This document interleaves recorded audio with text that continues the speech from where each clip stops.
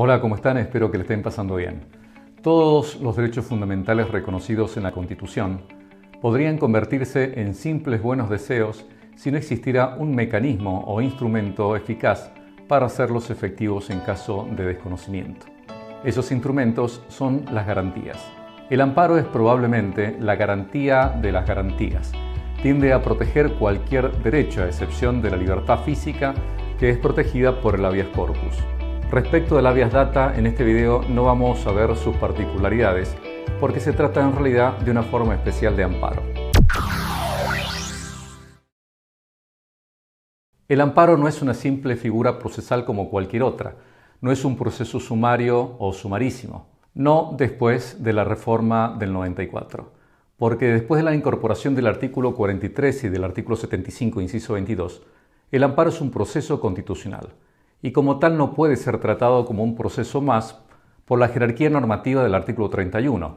Por eso es que la legislación y cualquier código de forma que lo regulara antes de la reforma solo mantienen vigencia en la medida que sean absolutamente compatibles con las nuevas disposiciones constitucionales. Después de la reforma del 94, el amparo puede ser considerado como una garantía, como un proceso constitucional y como un derecho fundamental. El amparo es una garantía constitucional, es decir, un instrumento previsto por la misma norma fundamental para efectivizar los derechos en caso de que hayan sido vulnerados. Reviste la naturaleza de una acción de inconstitucionalidad. También, y esto es de suma relevancia, después de la reforma del 94, es un proceso constitucional. Es decir, que la misma Constitución contiene normas procesales jerárquicamente superiores al resto de la legislación que integra la pirámide normativa. En este sentido, las legislaciones infraconstitucionales y demás códigos procesales son de aplicación en la medida que resulten compatibles con el artículo 43. Hay incluso quienes niegan hasta la aplicación supletoria de los códigos procesales, siendo suficiente el texto constitucional. Y también puede conceptualizarse el amparo como un derecho fundamental. En cuanto a derecho fundamental, goza de las mismas garantías y protecciones que el resto de los derechos. Es un derecho en sí mismo y como tal tiene autonomía y no es necesario vincularlo a ningún otro. Se trata además de un derecho operativo, no necesita una ley reglamentaria. Antes de ver el artículo 43, veamos brevemente los antecedentes. Limitándonos al orden nacional, podemos distinguir 4 etapas. Nuestra Constitución formal histórica no había previsto expresamente el amparo, y hasta el año 1957 la jurisprudencia lo había negado, porque se entendía que los jueces no pueden, a falta de ley procesal, crear vías ni procedimientos no previstos, porque deben atenerse a los que la ley les depara. Recién en 1957 es admitido jurisprudencialmente. Suele decirse que la acción de amparo surge entre nosotros como creación pretoriana o de derecho judicial. Más correcto sería decir descubrimiento judicial, porque en todo caso la justicia descubre al amparo, que siempre estuvo contenido en los derechos no enumerados del artículo 33. Así, en el caso Ángel Siri de 1957, se dijo que basta la comprobación inmediata de que una garantía constitucional se haya restringida para que surja la necesidad de que aquella sea restablecida por los jueces en su integridad, aun en ausencia de una ley que la reglamente. Se trataba de una imprenta y un periódico clausurados por orden de autoridad estatal. La Corte ordenó el levantamiento de la medida y restableció la libertad de prensa, valiéndose de un procedimiento sumario equivalente al del habeas corpus. Luego, con el precedente Samuel Cot de 1958, se sienta el principio en virtud del cual no es relevante distinguir si la restricción ilegítima proviene de una autoridad pública o de actos de particulares para la procedencia de la acción de amparo. Se trataba de la ocupación de un establecimiento por parte del personal en conflicto con la patronal. La Corte admitió por vía de amparo la desocupación del local en tutela de los derechos de propiedad y de ejercer la actividad propia de la fábrica. En 1966, durante un gobierno de facto, se sancionó la Ley 16986, la cual consagró la acción de amparo contra actos de autoridad pública. 2 años después, el Código Procesal Civil y Comercial de la Nación incluyó al amparo contra actos de particulares. Hoy no tiene sentido estudiar la ley de amparo, que ha devenido inconstitucional en varias de sus cláusulas. La 4ª etapa se corresponde con la consagración constitucional del amparo en la reforma de 1994, en el artículo 43. Pasemos ahora al texto constitucional. En la actual estructura constitucional, el artículo 43 debe considerarse armónicamente enlazado con el resto de las normativas vigentes sobre la materia, en especial con los tratados internacionales de derechos humanos. Concretamente, la otra cláusula a tener en cuenta es el artículo 25 del Pacto de San José de Costa Rica de jerarquía constitucional. Empecemos por el artículo 43. Este artículo, en lo referente al amparo, tiene dos partes importantes. En la primera contempla lo que conocemos como el amparo clásico o tradicional y en la segunda el amparo colectivo. Dice la primera parte: toda persona puede interponer acción expedita y rápida de amparo siempre que no exista otro medio judicial más idóneo, contra todo acto u omisión de autoridades públicas o de particulares, que en forma actual o inminente lesione, restrinja, altere o amenace con arbitrariedad o ilegalidad manifiesta derechos y garantías reconocidos por esta Constitución, un tratado o una ley. En el caso, el juez podrá declarar la inconstitucionalidad de la norma en que se funde el acto u omisión lesiva. El artículo dispone, en primer lugar, que toda persona puede interponer esta acción, no importa que sea o no habitante. Esto refuerza la idea de que el amparo no solo es una acción, sino principalmente un derecho. En el amparo no importa tanto quién puede interponerlo, sino qué derecho está afectado. La legitimación es un problema secundario, que en todo caso lo valorará el juez. El amparo es un proceso constitucional donde lo más importante no es quién viene a pedir, sino qué viene a pedir. Es una acción expedita y rápida. Para ser más preciso, lo que es expedito y rápido es el proceso, no la acción. Los calificativos expedita y rápida no son sinónimos. Expedita hace referencia a que se encuentre fácilmente disponible, sin obstáculos procesales. Esto significa que la persona pueda iniciar el amparo sin mayores complicaciones. La rapidez, en cambio, se refiere a la celeridad del trámite, sin dilaciones temporales, sin demoras formales innecesarias, porque lo importante es la protección del derecho afectado. Para algunos autores, es necesario en el amparo resguardar la bilateralidad del proceso, para que quien es imputado como autor del acto lesivo tenga la oportunidad de participar convenientemente. Otros entienden que se trata de un proceso unilateral. Esto contribuye a su celeridad, porque lo importante es salvaguardar la vigencia del derecho afectado de modo manifiestamente arbitrario o ilegal. La bilateralidad es un asunto secundario, más en consonancia con los códigos procesales que con el proceso constitucional del amparo. En cuanto al plazo para interponer el amparo, si bien la ley 16986 habla de 15 días, la jurisprudencia ya había atenuado esa exigencia. Muchos entienden que no conviene dejar librado al criterio judicial el plazo, aunque admiten que resulta muy corto. Esto se podría corregir siendo flexibles al determinar el comienzo de ese plazo. Otros consideran que al ser ahora el amparo un proceso constitucional, las normas procesales inferiores pueden devenir inconstitucionales, porque lo importante es la protección del derecho afectado. Y en el juego armónico del artículo 43 con los tratados internacionales, más que la aplicación estricta de plazos procesales contemplados por normas de inferior jerarquía, debe estarse a la regla del plazo razonable previsto por el artículo 8 del Pacto de San José de Costa Rica con jerarquía constitucional. El artículo continúa diciendo que el amparo puede interponerse siempre que no exista otro medio judicial más idóneo. Para la interposición del amparo no es necesario agotar ninguna vía previa, ni judicial ni administrativa. Cualquier disposición sustancial o procesal que limitara el amparo del artículo 43 cae bajo la figura de la inconstitucionalidad sobreviniente. De todos modos, hay que evitar dos extremos.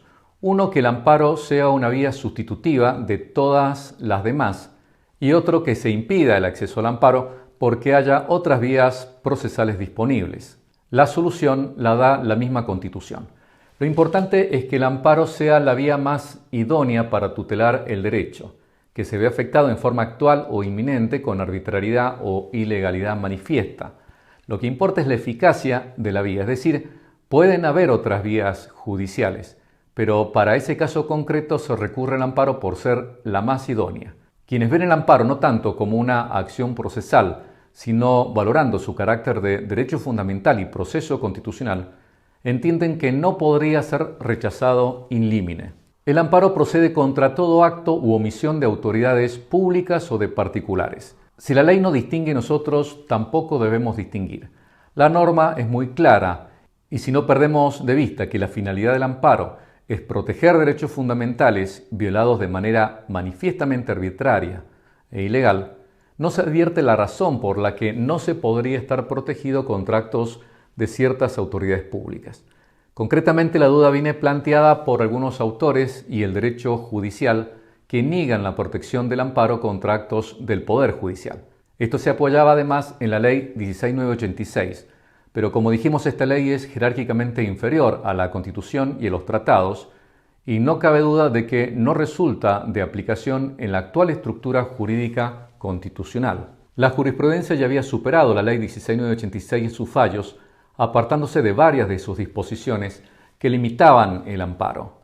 Resta por superar definitivamente estas restricciones planteadas por algunos y no dudar sobre la procedencia del amparo contra actos del Poder Judicial si se dan las condiciones y se cumplen con las exigencias de la norma constitucional. Sigamos con el texto. Este acto proveniente de autoridad pública o de particulares debe lesionar, restringir, alterar o amenazar un derecho fundamental en forma actual o inminente. El derecho está lesionado cuando no puede ejercerse. Está restringido cuando se lo puede ejercer, pero de modo limitado. Se lo altera cuando se lo cambia o modifica y se lo amenaza cuando el acto de la autoridad implica un peligro real y próximo para el derecho. Esa afectación del derecho, dice el artículo, debe ser actual o inminente, es decir, no se trata de un daño posible eventual que puede suceder en un futuro remoto. El derecho debe encontrarse vulnerado efectivamente ahora, o por lo menos la probabilidad cierta de ser afectado en un futuro inmediato. El artículo dice que el acto de la autoridad debe afectar el derecho con arbitrariedad o ilegalidad manifiesta. Es decir, que esa arbitrariedad o ilegalidad debe ser patente, evidente, grosera. Pero a veces la cuestión puede necesitar mayor amplitud de debate y no por ello se debe rechazar el amparo. En ocasiones será necesario que haya que producir pruebas para que aparezca evidente esa ilicitud o arbitrariedad. Deberán respetarse los derechos reconocidos en los tratados internacionales, particularmente el derecho a la protección judicial del artículo 25 del Pacto de San José de Costa Rica. Deberá estarse al principio de flexibilización de las pruebas que rige en los organismos internacionales. Sigamos. El espectro de los derechos tutelados por el amparo es amplísimo. Se trata de derechos fundamentales que surgen de la ley, de la Constitución o de los tratados. Obviamente excluimos la libertad corporal porque es protegida específicamente por el habeas corpus. Sin embargo, existe una tesis restrictiva que entiende que quedan excluidos de la protección del amparo los derechos de contenido patrimonial, que podrían ser objeto de mejor tutela a través de las vías ordinarias. Termina esta primera parte del artículo 43 diciendo que el juez podrá declarar la inconstitucionalidad de la norma en que se funde el acto o la omisión lesiva. Esto significó dar prácticamente sepultura a la ley 16986 que impedía tal declaración, pero que la jurisprudencia ya había corregido. No quiero pasar a la segunda parte del artículo 43 sin antes recordar el texto pertinente del Pacto de San José de Costa Rica. Dice el artículo 25. Toda persona tiene derecho a un recurso sencillo y rápido o a cualquier otro recurso efectivo ante los jueces o tribunales competentes que la ampare contra actos que violen sus derechos fundamentales reconocidos por la Constitución, la ley o la presente Convención, aun cuando tal violación sea cometida por personas que actúen en ejercicio de sus funciones oficiales. El pacto, que no olvidemos tiene jerarquía constitucional, no denomina este instrumento como acción de amparo, pero sí se refiere a un recurso sencillo y rápido que ampare las personas contra actos que violen sus derechos fundamentales. El pacto contempla un recurso global o innominado, dejando libertad a los estados sobre la elección del nombre del mismo. En nuestro caso le llamamos amparo, aunque en otras legislaciones reciba distinta denominación, pero la naturaleza jurídica es la misma. Podemos ver también que el pacto dispone que ese recurso sea procedente aun cuando la violación de los derechos fundamentales provenga de actos realizados por persona en ejercicio de funciones oficiales, sin hacer mayores distinciones, por lo que tampoco se ve el motivo por el cual quedaría excluido el amparo contra actos del Poder Judicial. Pasemos ahora al segundo párrafo del artículo 43 referido al amparo colectivo. La segunda parte del artículo 43 delimita los derechos protegidos y los sujetos legitimados. El amparo colectivo del artículo 43 procede contra toda forma de discriminación en lo relativo a derechos que protegen el ambiente, a la competencia, al usuario y al consumidor, y a los derechos de incidencia colectiva en general. Se trata de la protección de los llamados intereses difusos o colectivos de pertenencia difusa. A ello se refiere la expresión derechos de incidencia colectiva. Cuando el acto de la autoridad afecta estos derechos de incidencia colectiva, los legitimados son el afectado, el defensor del pueblo, las asociaciones que propendan a los fines perjudicados por el acto lesivo y que están registradas conforme a la ley. También el Ministerio Público, en virtud del artículo 120 de la Constitución, tiene legitimación activa para accionar en defensa de los intereses generales de la sociedad. Estos son el amparo clásico y colectivo tratado por la Constitución. Por otro lado, la legislación ha ido regulando distintas especies de amparos particulares. Por ejemplo, el amparo electoral, el amparo sindical, el amparo impositivo, el amparo por mora de la administración, el amparo aduanero, el amparo previsional. Esas normas específicas sobre amparos deben estar encuadradas en el amparo como proceso constitucional del artículo 43. Y el resto de la legislación se aplicará en la medida que sea compatible con la Constitución. Y para ir cerrando, una cuestión más. ¿Puede interponerse el amparo durante el estado de sitio? Sí puede interponerse. Durante el estado de sitio, los derechos y libertades pueden sufrir restricciones precisamente a causa de la emergencia. Pero el amparo no deja de ser un derecho fundamental que no puede ser restringido. Pero puede suceder que el juez en la sentencia no haga lugar a la pretensión del amparista, por entender que el derecho afectado en las especiales circunstancias del estado de sitio no lo es por un acto lesivo de ilegalidad o arbitrariedad manifiesta. Bueno, dejamos acá, hay suficiente contenido para un examen. Espero les sea útil, seguimos en contacto y nos estamos viendo. Chao.